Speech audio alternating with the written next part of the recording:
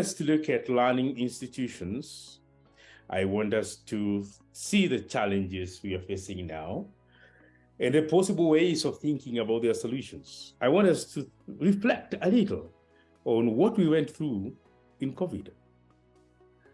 Through that, I would like us to think about learning management systems. And I would like us to think about school management systems. Two systems I want us to look at it: the learning and the management school. So allow me to come here and look at challenges that are facing learning institutions today. Do you resonate with these? Are these the kind of things that you're seeing? Number one is there's increased competition, much more than we used to have before. And the competition is not just by the neighbor or the neighboring school or institution. Hello, competition is now global. Top universities are now in Kenya. Oh yeah, because they're in the space. So are top colleges. They are offering their products, their programs online. And for that reason, we have to keep asking ourselves, what makes us tick? What is it that will make students keep coming to our schools? Parents choose our school. Institutions sponsor people to come to our school. If global competition is here, I want us to think technology. And the first part of technology is through electronic learning.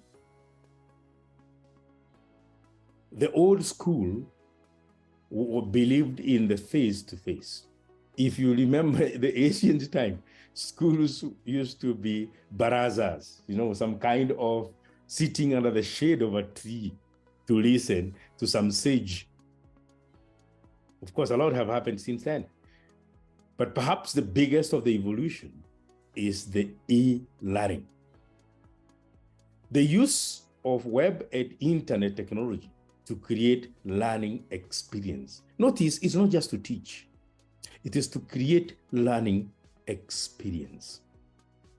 The use of electronic media and information and communication technology in education. So it is all forms of education that we can use in learning and teaching. Now, the beauty of the online is everything I do is captured. Students can actually present evidence of the failure of the teacher. And knowing that one is observed, you know the behavior of human beings. They improve, they change. I couldn't help to remember my college teacher, Bogua. Bogua used to teach us human resource. And that was during masters, by the way. Bogua was an old man who, on average, he really liked his drink. So many times he will miss classes and somebody has to remind him. So I happened to be the class rep, and 2-3 weeks into the semester, Bogua is nowhere. And I go to the dean and they tell me, maybe there's this cleaner, another old man who they used to drink with. He might know where he is. And to the word, I asked the cleaner, he told me, yeah. I'll tell him you're looking. So the next week, Bogua came and said, oh, I'm so sorry. I'm told you're looking for me. I didn't know classes had started. 3 weeks later. Okay. And the next thing, what does he do? He divided the whole course into some 8 groups, divided us into groups, gave us each one a topic, and you have to present every week. Okay. And when we finish presenting, he will just say a few words and then disappear. Right? After all the groups have finished, he said, it's okay, now you have done your course, wait for your exam. Obviously, you feel cheated, surely, okay? But being face-to-face to provide the evidence of what he has done or failed to do becomes a bit difficult. If I believe it was online, he would have behaved a little different. There is provision of tools to enable students to independently solve their problem. One of the biggest problems we are having is students that remain like chicks waiting for the mother chicken to drop food through their throat. They hardly think. They hardly will do critical thinking. And part of the reason is we don't have time, even as teachers. Look at the pressure we have since COVID. We have not recovered from the structure. So we have little time to do things. Now, the beauty of the e-learning resources, you can use tools to engage the students, to make them do their own learning and solve their problems. Okay? Of course, there is also a bias, the danger of e-learning, that the tech savvy students have an advantage over the non-tech students. And they might look more brilliant. They may look even more intelligent. They answer questions better. They do assignments better. But is it that they're better than the others? Or is it just that technology is enhancing them? Okay? People complain about lack of social interaction. Kids need to be kids. Students need to be students. They need to have time together. When we do everything online, there's a danger. There's a danger. When do we become people? When do we become human beings? Yeah? People need to grow together in school so that they learn a lot of things amongst themselves that they don't learn at home or they don't learn from teachers, they learn from each other. And above all, there is the concern about feedback. Feedback comes in many ways. It comes in writing, it comes in facial expression, it comes in body language. So sometimes people fear that where there is not interaction of the teacher and the student, that feedback or an element of it is lost. Okay? And this is the direct and immediate feedback I'm talking about. But all this, incidentally, all these problems can actually be solved, or a good fraction of it can be solved by having proper management systems. And I want to start with a learning management system. An electronic resource or softwares designed to help not just the teaching, but also to solve the problems I've mentioned. They manage user learning intervention, provide access to online learning services for students and teachers, build that interaction. They simplify the process of administering education and training, use of technology to manage our things better, an application for the administration, documentation, tracking, reporting, delivery of e-learning education courses or training of whatever kind. And when I'm talking about training here, I'm including all different kind of levels. Yeah, from kindergarten to university, to skills development training, executive education, short courses, whatever you want to call them. Okay? It allows the development, delivery of education courses using internet as a delivery system. By the way, not just internet, some people have actually documented this and put them in gadgets. I don't know whether you know gadgets. China is very good in delivering that.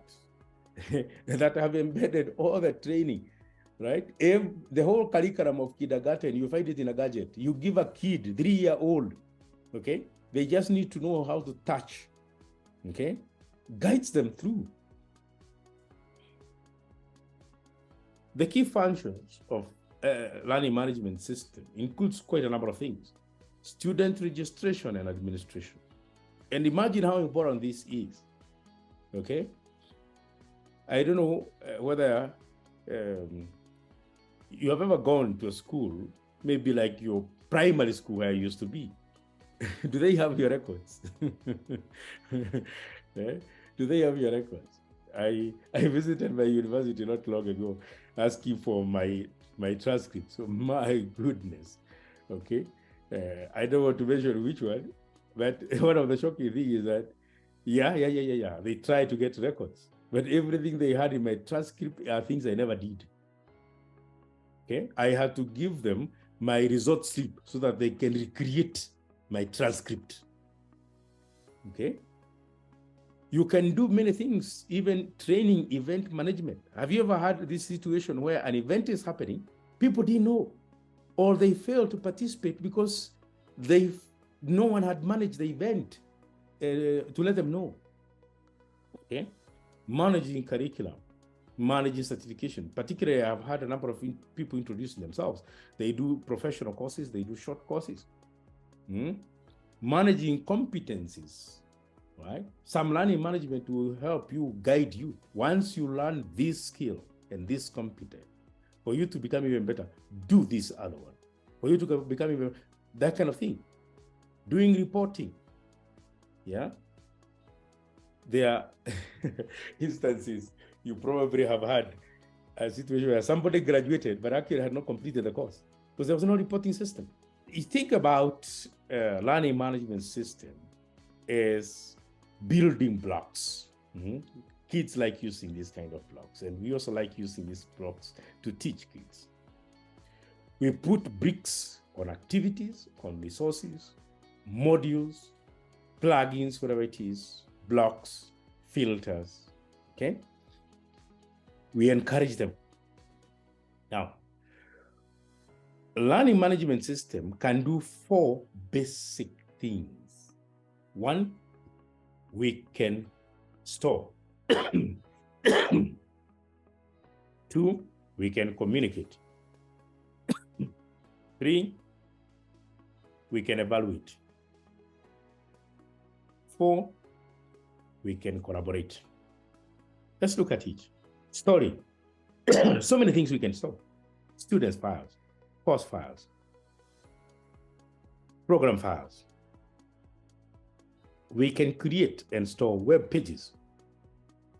We can create folders for storing all these. Folder per student, folder per program, folder per course. We can store links that we have done, internal, external.